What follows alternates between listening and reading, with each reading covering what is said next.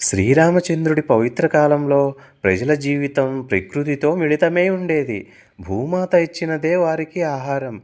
వరి, గోధుమలు, జొన్నలు, సామలు వంటి ధాన్యాలను పవిత్ర ప్రసాదంగా భావించి మట్టి చుల్లాలలో సాదాసీదాగా వండుకొని తినేవారు.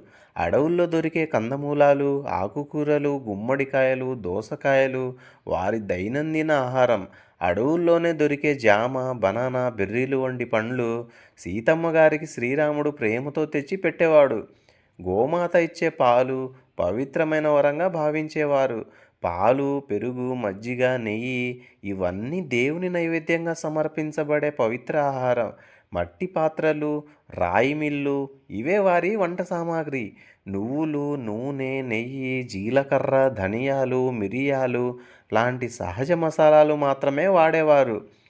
చక్కెర అనే పదార్థం లేకపోవడంతో బెల్లం, తేనెతో చేసిన సాదాసీదా స్వీట్లే వారి మధురం. ఎక్కువగా శాకాహారమే ఆచరించేవారు.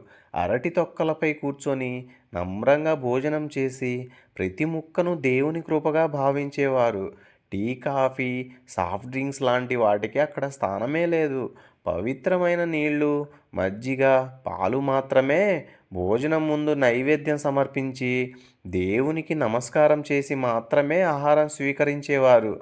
ఈ విధంగా శ్రీరాముడి కాలంలో ఆహారం సాదాసీదా జీవన విధానానికి, పవిత్రమైన మనసుకి ప్రతీకగా నిలిచింది. మనము ప్రకృతిని ఆలింగనం చేసుకొని భగవంతుడు ఇచ్చిన వరాలను కృతజ్ఞతతో స్వీకరిస్తే ఆయన కృప ఎప్పటికీ మన మీద చిరునవ్వుతో వెలుగుతూ ఉంటుంది. జై శ్రీరామ్, జై శ్రీరామ్, జై శ్రీరామ్.